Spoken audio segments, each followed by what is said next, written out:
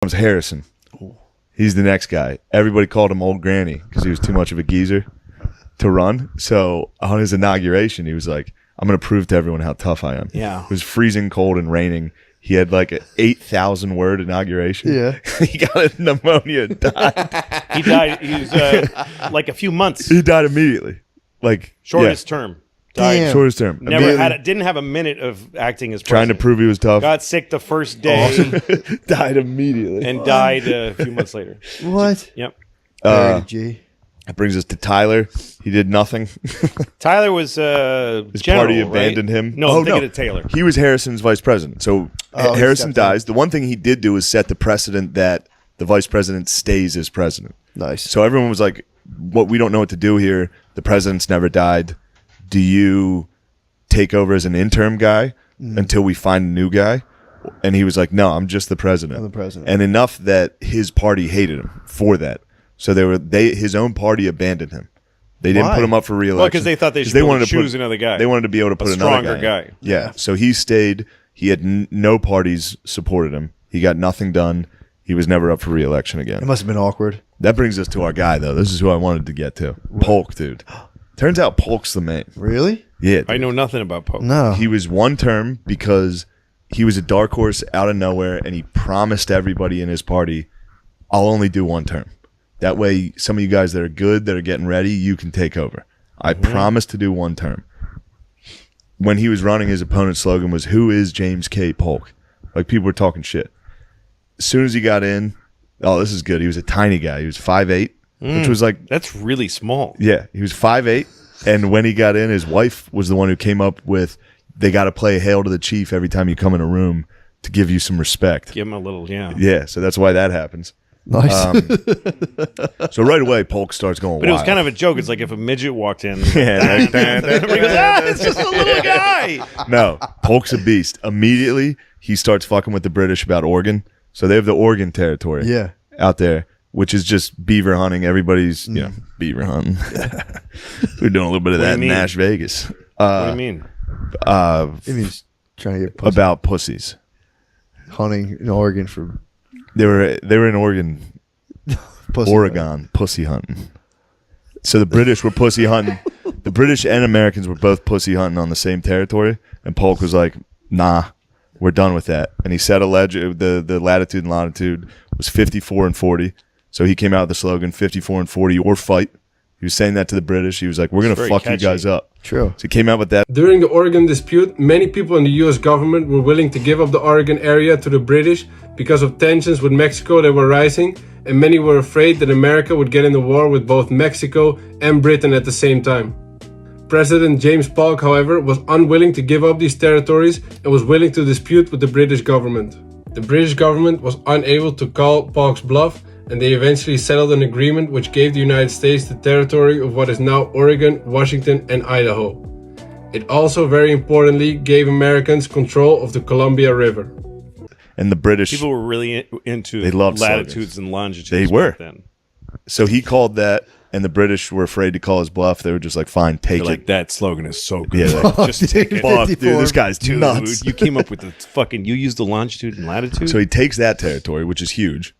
And then it's not just Oregon, it's Washington and all that. You know why Oregon is, Portland is called Portland? I bet you I do. It was kind of, do you? No, it's not. It was going to be Boston. What? Because there's two guys. Is it Lewis and Clark? Yeah. Yeah. So one of them is That from was Jefferson. Give One him of them credit is on from that. Boston, and one of them is from Portland, Maine.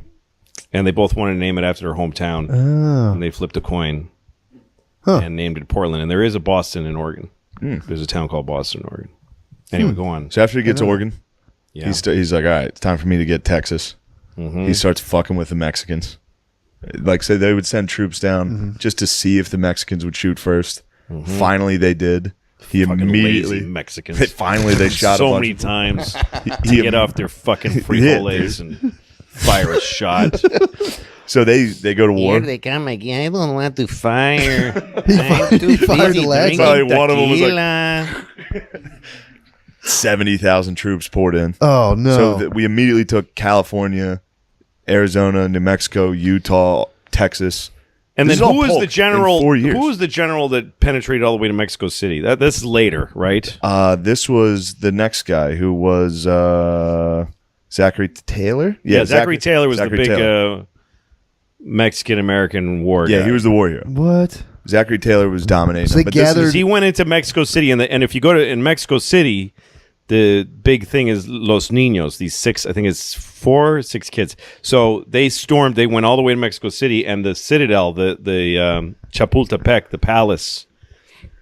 The army was so decimated that it was finally just the cadets of the military school were the only ones Yikes. defending the capital, and they were just 4 kids firing on the American army is just coming.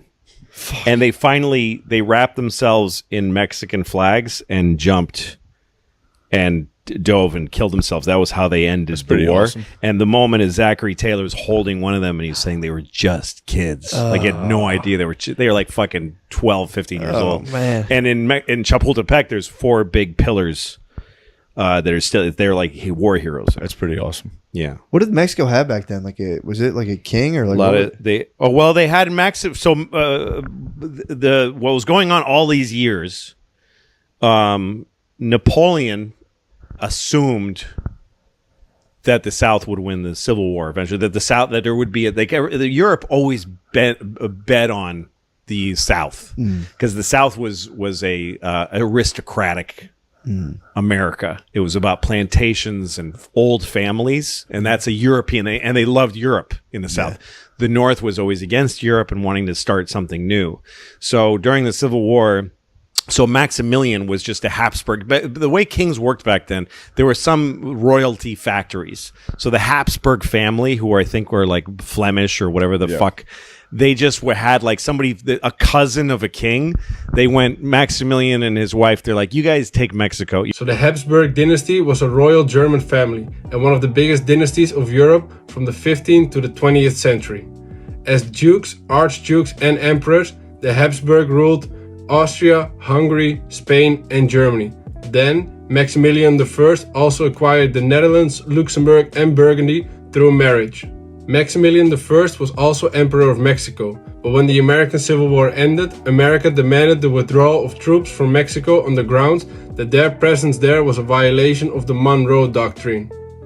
Maximilian, however, fought against the Americans, but eventually lost and was executed by a firing squad instead of beheading on June 19th of 1867.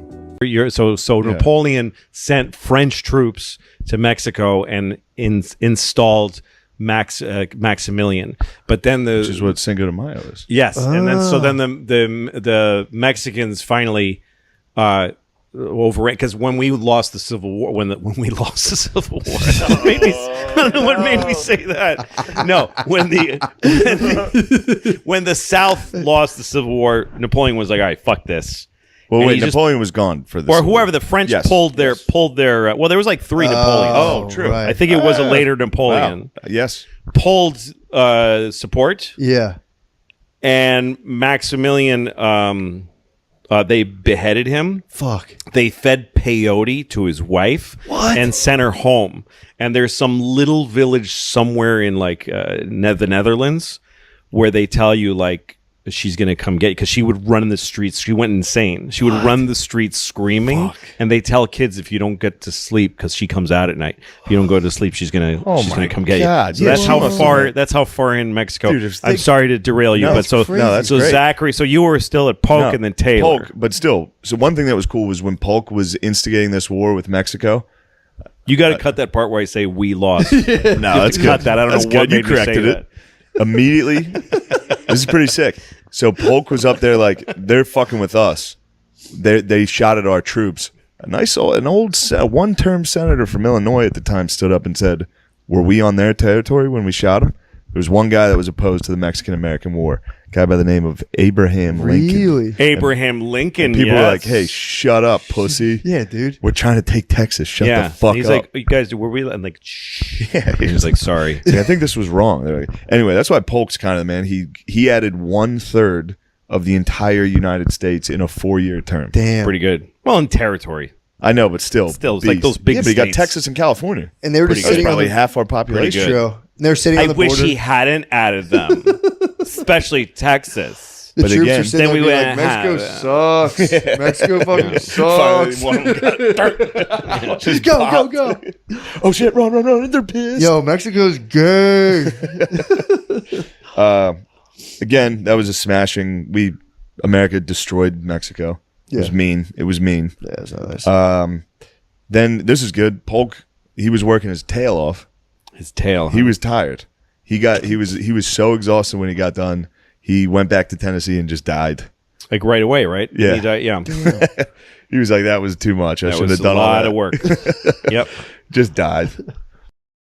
Los Niños were 6 Mexican military cadets who were killed in the defense of Mexico City during one of the last major battles of the Mexican-American War on the 13th of September of 1847. They were all between the age of 13 and 19. The date of the battle is now celebrated in Mexico as a holiday to honor their sacrifice. Cinco de Mayo celebrates the Battle of Puebla in 1862, where they were victorious against the French troops of Napoleon III. So that was all for today. I hope you guys enjoyed.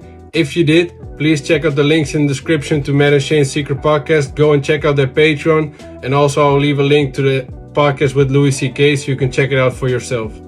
And if you have any suggestions for future videos, please let me know down below in the comments. And I'll see you on the next one.